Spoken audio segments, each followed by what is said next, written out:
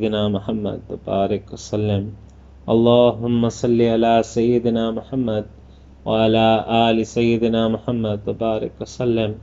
Allahumma salli ala Sayyidina Muhammad wa ala ali Sayyidina Muhammad wa barik wa sallim. So, Assalamu alaikum wa rahmatullahi wa barakatuh. I'll just make a quick introduction of myself. My name is Dr. Abdul Wasey. I'm a health professional and a student of the Nizami, but that's been going on for a while now. So the purpose of us doing these lectures has been to keep the spirit of Ramadan going, especially in the last 10 days. And it has, more importantly for myself personally, been something that has helped me connect to the spirit of Ramadan.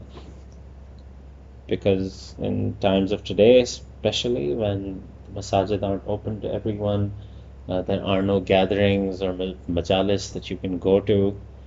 You can't stay in the masjid all night.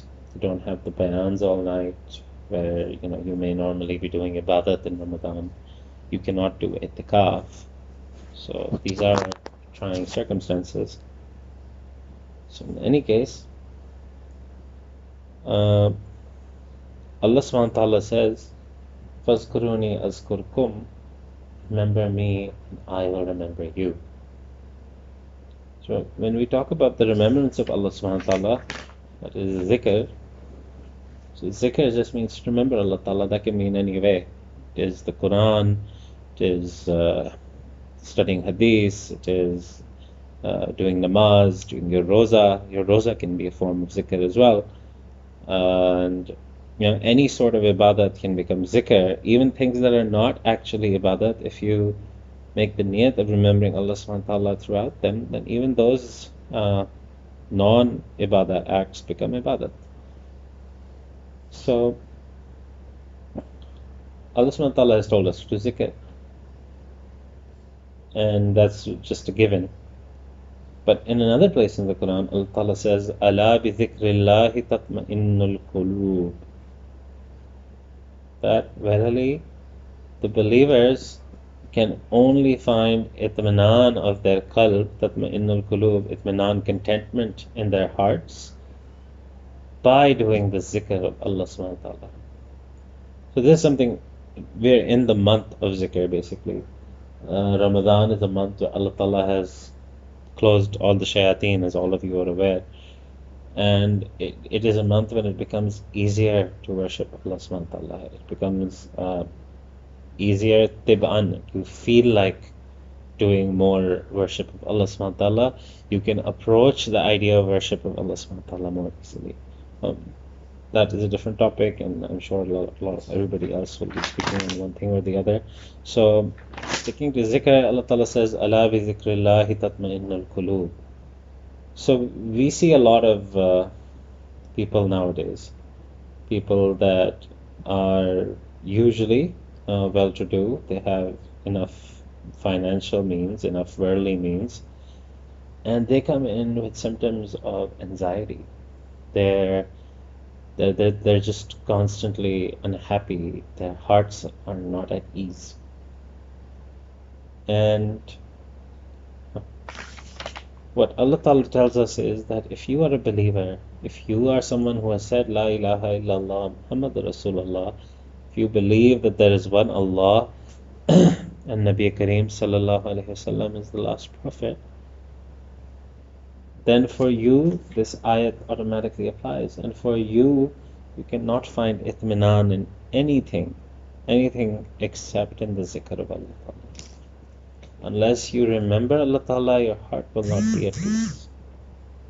Now, people whose hearts are not at peace, a lot of people are not really aware of it consciously, and a lot of people are aware of it.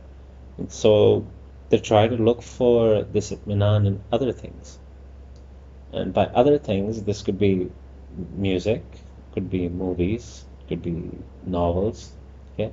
Not necessarily just haram things, it could be halal things as well, but people try to find that itminan in But the problem with these things is that while that music will feed your soul, because there are people who say it just calms me down, it makes you feel better, you have an option of choosing. You see, anyone who opts for itminan through the means that are forbidden would actually get that itminan. It would be short-lived. They will get it. It will be short-lived. Whatever depression they were running from, they will only be able to distract it. But while they will choose the itminan in those haram things, now it will be difficult for them to come back to halal things. That's a price you end up paying. So, for example, you choose to take up music. Now, those people say they enjoy that music so much that it makes them feel elated and they're happy when they're listening or when they're playing. So, those same people, they cannot find that happiness in Quran. So, anyone who listens to music regularly, and everyone has, except for very few people. So you would ask them, and they'd have like thousands of songs in their playlists or on their Apple somethings, iTunes, yes, iTunes and things like that, and they have like a huge list, and they know each and every band or singer who's been doing that, and they remember it all. But these same people, if you ask them how many qura they have listened to reciting Quran in the different ways, first of all, you wouldn't know what qura are. Been in that situation myself, so can't say that. You wouldn't even know that there's different forms of qiraat in the Quran. And so that just further exemplifies that you can no longer feel that halawat, that happiness, that sweetness of the Quran. And it's because you opted for these other things. So, ala bi zikrillahi tatma'innul qulub. It's only going to be in the zikr of Allah that these hearts find rest. See, the opposite of zikr is ghaflat. So you're either zakir or you are ghafil. If you are remembering Allah, you are zakir. If you are not remembering Allah, then you are ghafil. So, another thing which points to the importance of zikr is that in the Quran, Allah subhanahu wa ta'ala points out the signs of munafiqeen. Allah ta'ala says, La yazkuruna Allah illa qalila. That the munafiqeen are those that they do not do zikr of Allah subhanahu wa ta'ala except very little. They do very little zikr of Allah subhanahu wa ta'ala. And that is a sign of the munafiqeen. So we need to ask ourselves, where do we fall under that category? The month of Ramadan is here to actually help us connect back, help us reach that connect again. And the last 10 days of Ramadan are the most powerful in that regard, that they are full of even more barakat. And each day is filling with even more barakat up until the night of Eid. And so we want to be careful that we don't fall under this definition of La yazkarun Allah illa qalila. In fact, Allah Ta'ala has spoken in Surah Al-Ahzab where He says, Ya ayyuhalladhina amanu uzkurullaha zikran kathira. That, O you who believe, O you who have iman, uzkurullah, it is a hukum, it's a command. And He's saying you do the zikr of Allah. And how much zikr should you do? You should do zikran kathira. That is lots and lots of zikr. So that you may be those who believe, so that you may not be from the munafiqeen, so that you may benefit from the zikr of Allah Ta'ala, because when you will remember Allah Ta'ala will remember you. And then in this same ayat, Allah subhanahu wa ta'ala goes on further to explain this, and it's a very beautiful explanation, Somehow I felt like when I came across this again while preparing for this lecture, I felt like I hadn't heard this ayat ever before. And so it says, Sabuhu bukratan wa asila, that you glorify Allah subhanahu wa ta'ala in the morning and in the evening. And huwa allazi yusalli alaykum wa malaikatuhu. So Allah Ta'ala says that when you do my zikr like this, when you're doing zikran kasira, when you're doing zikr, so Allah Ta'ala says that I will send salawat on you. Allah Ta'ala says, I will send salawat on you, and all of the malaika will also send salawat on you.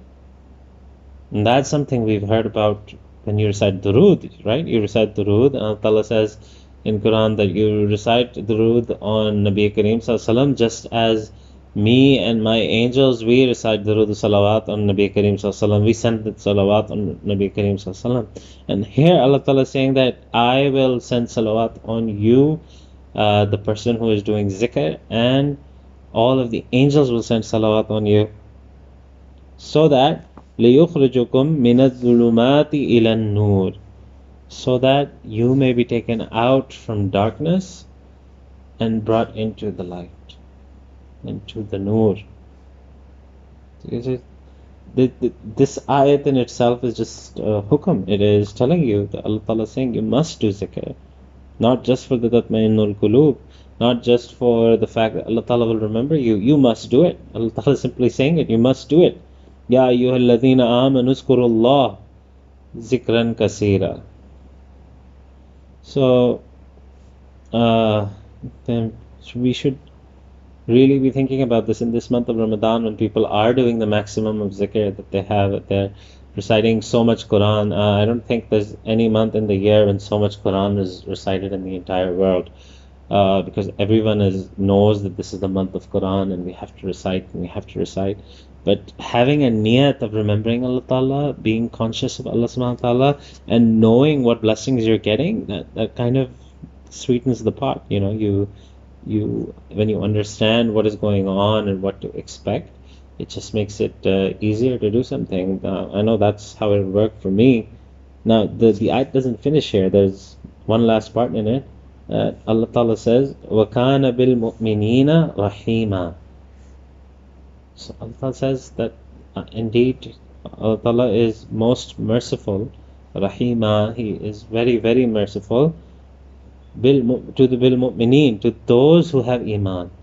So it doesn't matter how much sin you've done, it doesn't matter whatever sin you've done, if you have iman in your hearts, even if there's a little bit of iman in your heart, and you're doing the zikr of Allah subhanahu wa ta'ala, you will find Allah Ta'ala to be extremely merciful. Allah Ta'ala will be willing to let everything go. And then this ayat on its own, it's really beautiful. All of this, I think there are 2 or 3 ayat actually from Surah Al-Azab, and it's just so moving that you can actually gain so much. And zikr on its own has a very, very big effect. I have a 4-year-old girl with me, my daughter, and she'd been asking me about this. So we told her, when you do zikr of Allah subhanahu wa ta'ala, you take His name and you remember Him, your heart fills with the nur of Allah.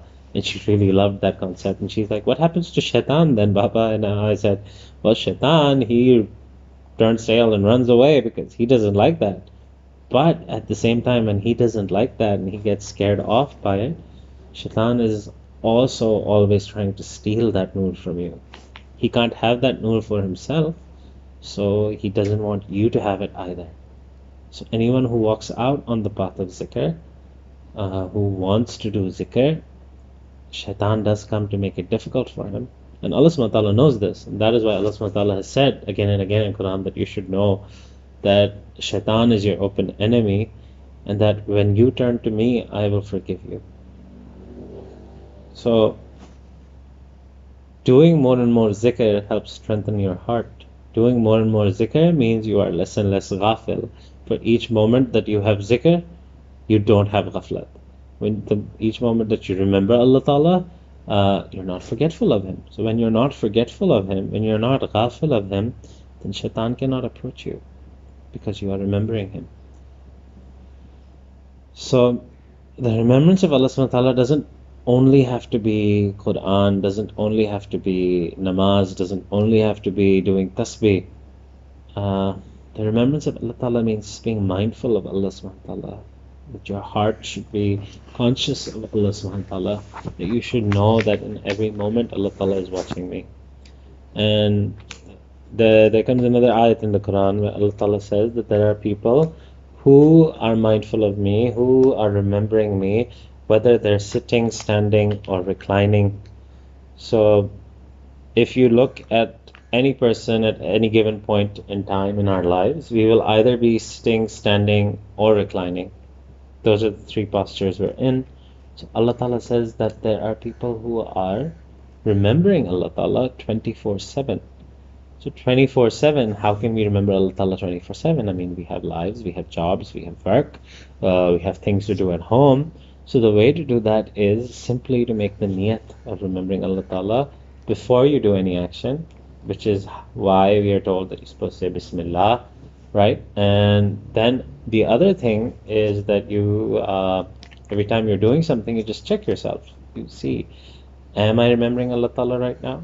I mean, you might be busy doing whatever, but every time you get conscious, just a little bit of yourself and what you're doing, just check your heart. Is my heart remembering Allah Ta'ala right now? You will see it's not. So if my heart is not remembering Allah Ta'ala, just make a quick niyyah. I am making niyyah of remembering Allah Ta'ala. That will count as zikr. And then the other thing is the masnoon du'as of Nabi Kareem Sallallahu Alaihi Wasallam. It's a very ajib thing, but growing up, when I was a kid, we said I'd come across du'as, right? And I'd spoken to someone about it. And I was like, there's all these du'as, and they said, son, if we start doing all of these du'as, then the only thing we will be doing is du'as and not doing anything else. Obviously, I'd gotten that from someone who was not very deen oriented, but that's kind of the point. These du'as are really that important, and these du'as do not just represent some words that Nabi Kareem Sallallahu Alaihi Wasallam spoke, but as our Shaykh told us, was that these represented the feelings of zikr that Nabi Kareem Sallallahu Alaihi Wasallam felt at that moment. It was when he was doing something, this was how he was remembering Allah Ta'ala in that moment, and he voiced it. And because Nabi Kareem Sallallahu Alaihi Wasallam voiced the feeling he felt and how to remember Allah Ta'ala, that using those same words can help us remember Allah Subhanahu wa Ta'ala in the same way. It helps you be conscious of the fact that you have to be remembering Allah Ta'ala. And when you do all of this, when your heart becomes that of a zakir, when you become a zakir, then your problems don't go away. It's not like you'll stop having issues. It's just that you'll stop worrying over them. You will not get depressed because of them. You will remain content. You will have that sukoon in your heart. And that sukoon is something truly amazing to have and to hold on to and to keep.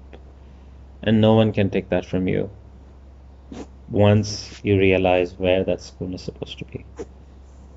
So, you see, a normal person, when we started learning about deen, I was 24 years old. And that is the time when you start venturing out into the world and learning about entrepreneurship, about financial dealings, and getting responsible. Right. So once you get into a life that requires so much from you, you start losing sight of deen, and you start getting worried. You really have all of these problems on your head that you just aren't able to face, and there's this sense of not having control. And the fact is, if you're going to try to control everything, you will not be able to control anything. And what having the zikr of Allah subhanahu wa ta'ala does is that you grow content, you're happy. Even whatever problems are there, it's not that you stop trying to figure out how your problems will go. It's just that it doesn't take over your life. You realize there are more important things. You know that Allah Ta'ala will help you. It helps you gain tawakkul. So Fazkuruni azkurkum. Allah Ta'ala says, you remember me and I will remember you. And not just that, Allah Ta'ala will fill your life with nur in return for that. May Allah Ta'ala grant us the tawfiq of understanding how important His zikr is in our lives and how important it is for us to learn more and more about Him. And may He grant us tawfiq, not let us waste our Ramadan. Wa akhiru da'wana an alhamdulillahi rabbil alameen. Ameen.